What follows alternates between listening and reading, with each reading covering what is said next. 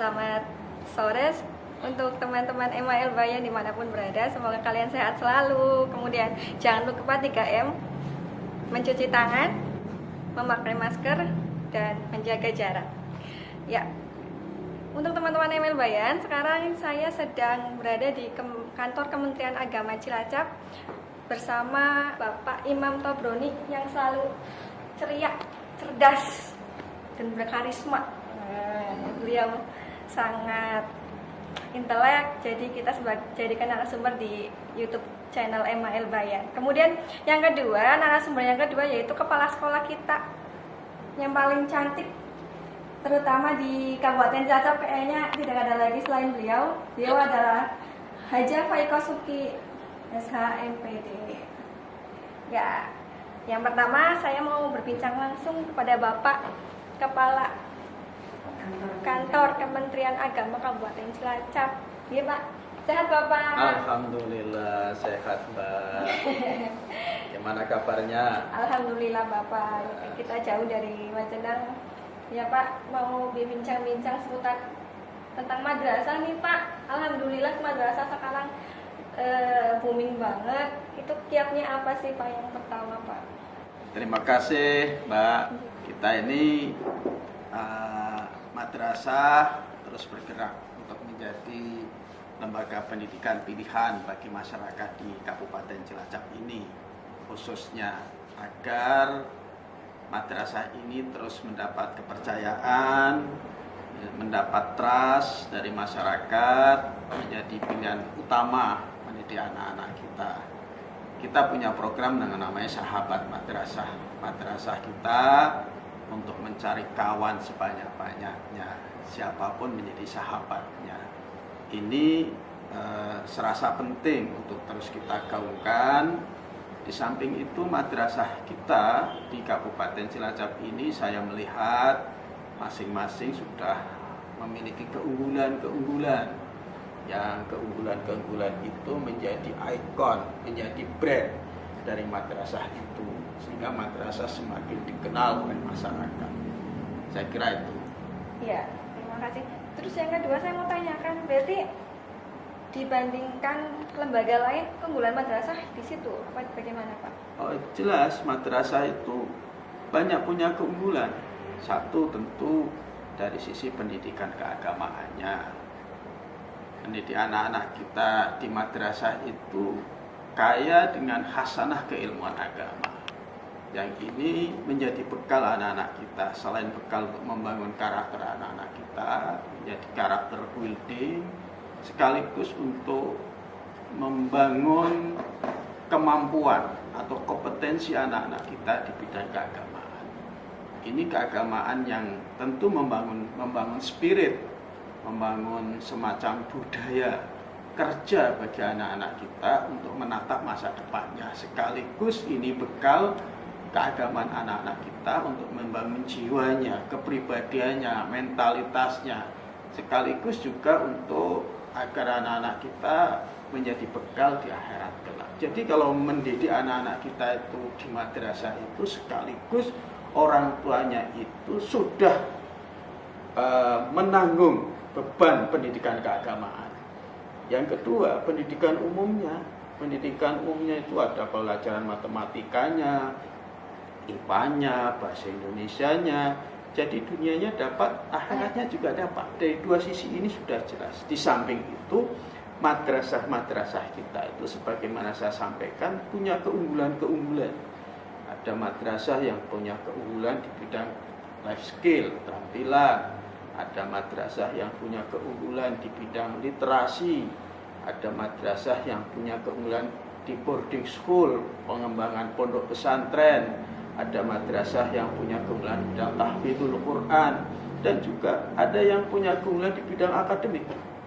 Nah, yakni bagaimana anak-anak kita punya potensi akademik seperti matematikanya, sainsnya, teknologinya, dan seterusnya. Berarti tetap seimbang ya Pak? Jadi pendidikan madrasah pendidikan yang komprehensif, pendidikan yang sempurna menurut kita itu, sehingga bahkan di beberapa tempat kurikulumnya diduplikasi atau dijadikan rujukan.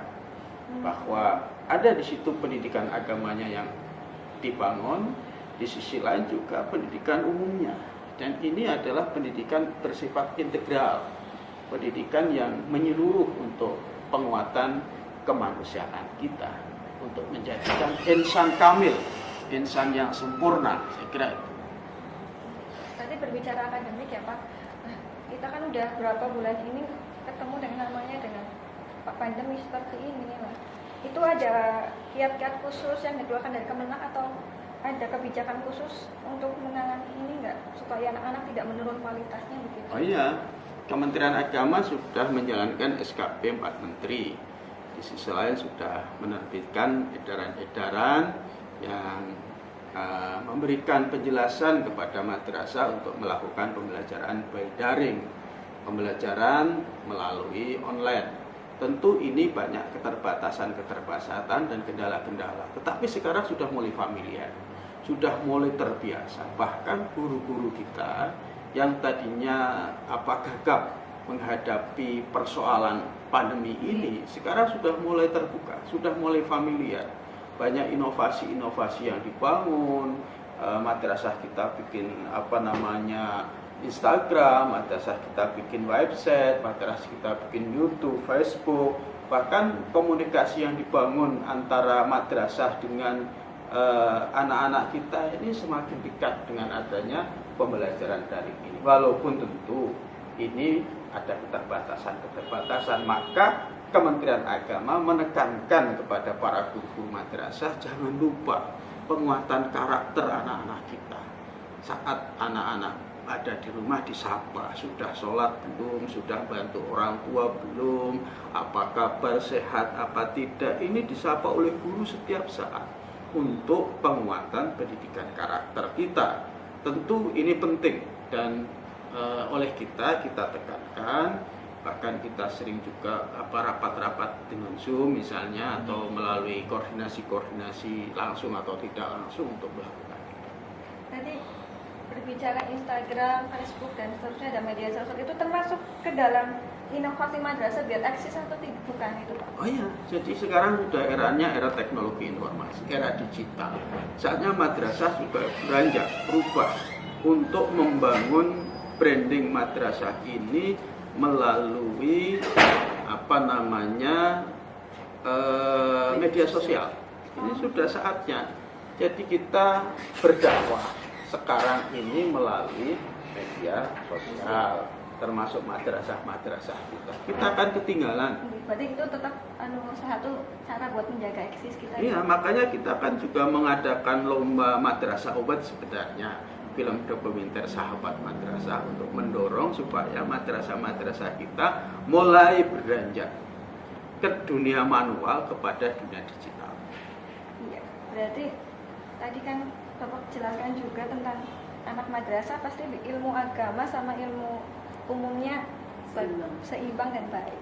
Nah, berarti output siswanya dibandingkan lembaga yang lain juga akan berbeda atau bagaimana Pak itu? Ya, mestinya harus berbeda. Karena ilmu keagamaan yang membangun karakter dan sikap mental itu akan melahirkan anak-anak kita semakin menjadi anak-anak yang kuat untuk menghadapi situasi apapun, kondisi apapun. Anak yang memiliki keimanan.